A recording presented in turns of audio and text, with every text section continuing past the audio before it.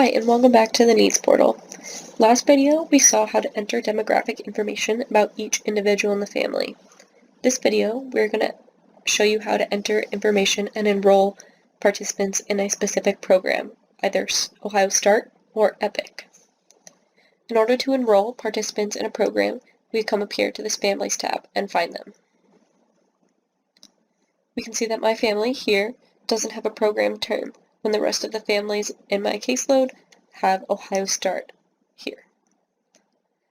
So here, in order to enroll this family in Ohio Start, we need to click on the family here.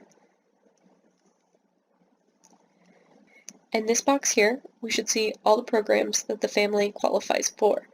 In this case, the family only qualifies for Ohio Start, so they're only seeing this. If they qualified for any additional programs, they would see them here as well.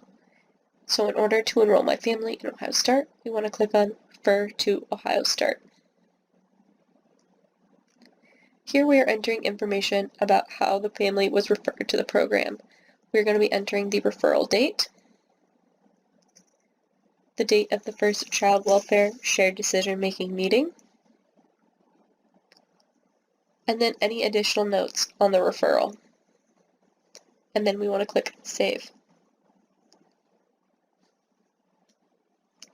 Once we've entered referral information, we want to enter information on each individual in the family.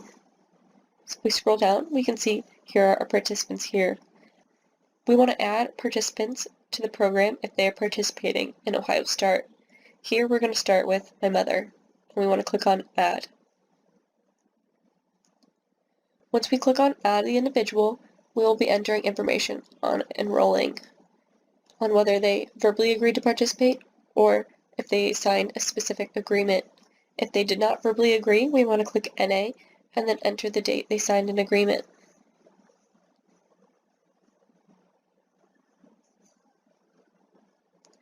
If they choose not to participate, we want to enter that information here as well. And then we also can enter any primary substances that this participant is using. Once finished, we want to scroll down and click Save. So now we can see that I've officially added my mother to the program. Now we want to add our child as well. Here we want to click on Add, and then enter information about the allegation, as well as the placement of the child at the start of the case. Once entered, we want to scroll down and click Save. Now we've officially entered both my mother and the child to the Ohio Start program. Now we need to be entering information regarding their assessments. We can see here for the mother that we have all of our assessments over here. If the assessment has not been filled out, we have a little red exclamation point indicating that it has not been filled out. So in order to enter that information, we click on the name of the assessment. Once we click on the assessment, we want to click Add Uncope. Here we want to enter the date administered of the uncope, and then enter yes or no based on the parents' answers.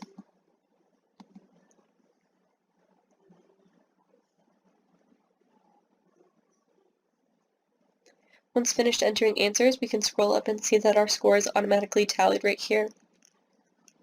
And then we can scroll down and click Save.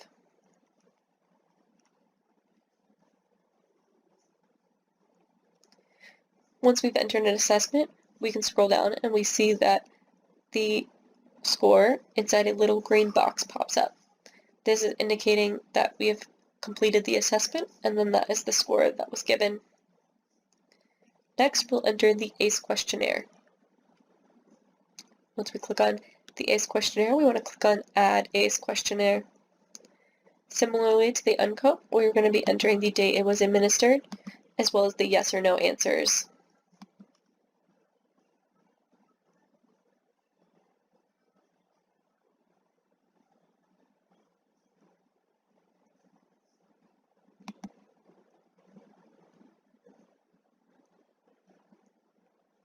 Once completed, we can scroll down and click Save. After entering the ACE assessment, we can see that the ACE score is now in this little green box next to it. Next, we'll move on to Boca Direct Services. Once we click on the name, we want to click on Add Boca Direct Services. Here we're going to be entering a tally of how many times you provide this individual with a specific service. So here, for example, we're going to be entering emergency shelter or safe house. If you provided someone with this type of service, you would come in here and click 1. If you did it multiple times, you would come in here and click the number of times you provided that service. You do this for all the services in this list, if possible. Once finished, you can scroll down and click Save.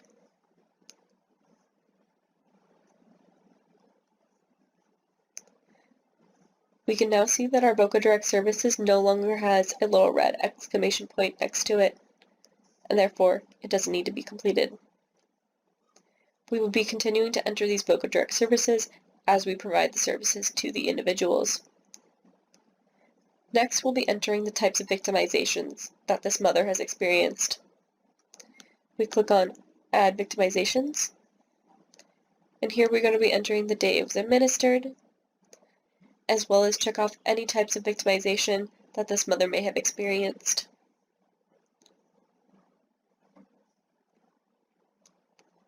Next, we're going to be entering if she fits into any kind of special classification of individuals. Once we click on the box, if she fits into any of these categories, we would click on those. If not, you click on NA, and then click Save.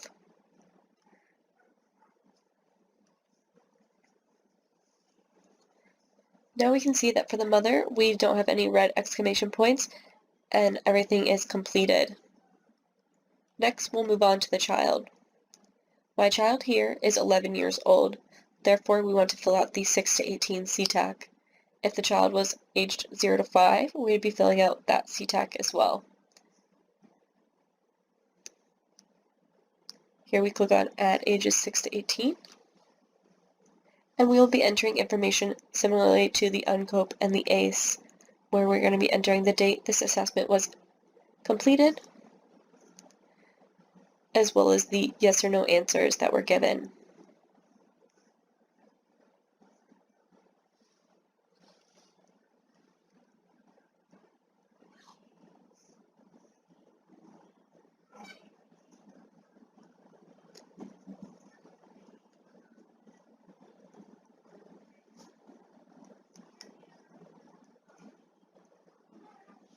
The CTAC also has a portion where you check off any behaviors that this child is experiencing. So if the child is experiencing any of these behaviors, we want to check those off here. Once finished, we scroll down and click Save. We can see the score that's provided here next to it in a green box, and we can see that the exclamation point for the unused CTAC goes away. Similarly to mother, we want to be entering the Boca Direct Services and the types of victimization for the child as well. And once we've entered those, these little red exclamation points should go away. Once we've entered all the assessments, we're finished enrolling participants in the program.